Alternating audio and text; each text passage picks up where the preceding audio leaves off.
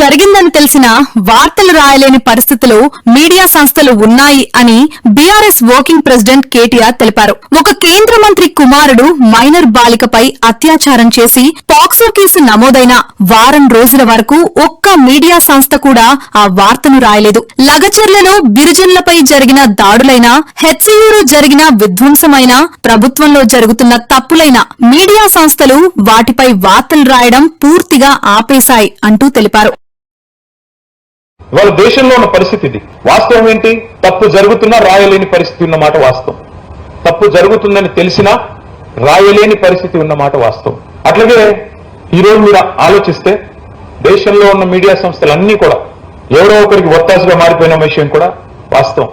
స్వేచ్ఛగా, నిర్భీతిగా, న్యూట్రల్ గా ఉండే పరిస్థితి ఉందా అంటే లేని మాట కూడా వాస్తవం. The power of speech today is restricted to those in power. It's is a fact. మనకి ఇష్టం ఉన్నా లేకపోయినా అది వాస్తవం. ఎందుకు ఈ మాట ఎందుకంటా ఉన్నా నేను?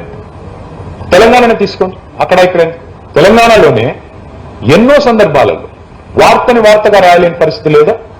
ఒక అమ్మాయి మీద లైంగిక దాడి జరిగింది, కేంద్ర మంత్రి గారి కుమారుడు ఈ దుర్మార్గమైన పని చేశాడు అని అమ్మాయి తల్లి తండ్రి వచ్చి కంప్లైంట్ చేస్తే ఏ మీడియా రిపోర్ట్ చేసిందండి? వారం రోజు సోషల్ మీడియానే లేకపోతే అమ్మాయికి న్యాయం జరిగే పరిస్థితి ఉందా? ఈ నేను మాట్లాడుతున్న మాట తప్ప? ఏ మీడియా లగచర్లలో గిరిజనుల మీద అకృత్యాలు జరిగితే ఏ మీడియా రాసింది? నేను ఈ మాట అంటున్నందుకు దయచేసి ఎవరు అనుకోవద్దు. వాస్తవాలు చెబితే చేదుగానే ఉంటాయి. ఈ రోజున్న పరిస్థితుల్లో డైరెక్ట్ గా శాసనసభలో బయట జర్నలిస్టుల పట్ల అసహనం వ్యక్తం చేస్తే కూడా ప్రభుత్వంలో ఉన్న పెద్దలు ఏ మీడియా ప్రశ్నించిందండి? హైదరాబాద్ సెంట్రల్ యూనివర్సిటీలో 400 ఎకరాల భూమి విషయంలో విద్యార్థులు కథం దొక్కేదాకా ఏ మీడియా రాసింది? ఎక్కడుంది పరిశోధనాత్మక జర్నలిజం? ఉందా? నేను ఈ మాట అంటే మీలో చాలా మందికి